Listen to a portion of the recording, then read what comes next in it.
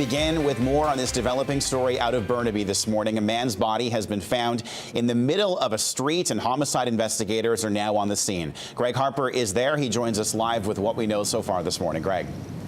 Good morning, Kyle. Yes, here on Mosscrop Street near Smith Avenue in Burnaby. This is where this investigation is taking place, and it's very early on in this investigation. Behind me, you could see police tape and a couple of tents in the middle of Mosscrop Street. Inside of one of those tents is the body of a man, and this is what we know at this point. Police say it was about 10 to 3 this morning when the body of a man was discovered in the middle of the road, and that is all police are saying at this point. We do know that homicide investigators have been called in, but that is it. Police are talking about injuries, how this victim may have died, who the victim is.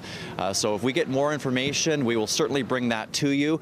In the meantime, this is an area you will need to avoid. Police have quite a large area taped off. We're here on Mosscrop Street near Smith Avenue. It's also closed at Boundary as well. So be aware of that in Burnaby this morning. Kyle? All right, Greg Harper live for us this morning in Burnaby. Thanks for that, Greg. Well, we should learn more today about the independent investigation into how the CBC handled the Jian Ghomeshi scandal. Later today, Toronto Labour lawyer Janice Rubin will report her findings along with recommendations on how the broadcaster should handle similar issues in the future.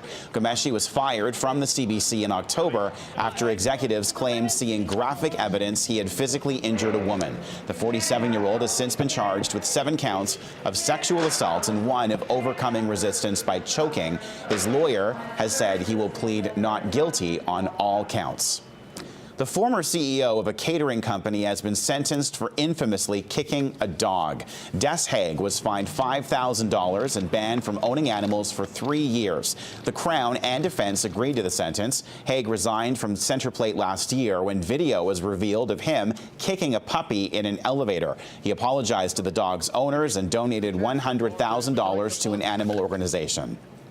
Well, it's not every day the Prime Minister of India visits Canada. In fact, this hasn't happened since 1973.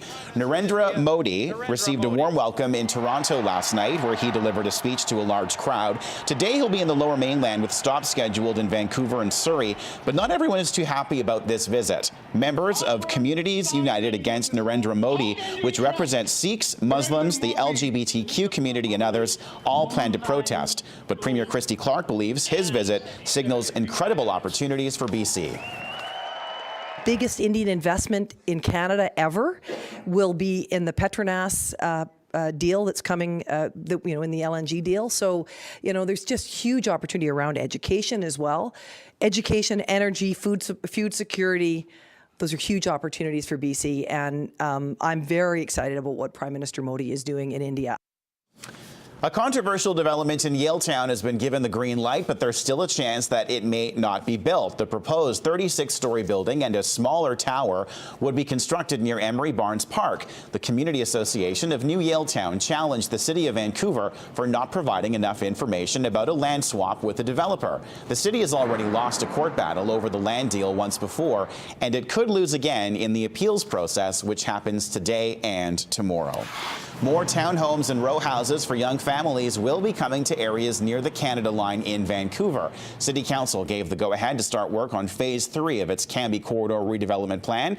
It aims to have more affordable 2 to 3 bedroom ground-level homes built within a 10-minute walk to Canada line stations. The city is promising extensive consultation to ensure a gentle transition from higher density developments on Cambie Street and other main routes.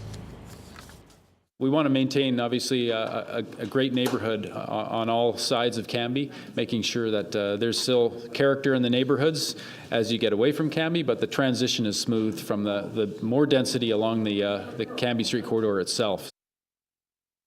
A lot of our long-held concerns are still there. The Canada line is already over at capacity at certain times of peak hours. TransLink has said they don't have any money for upgrading the stations.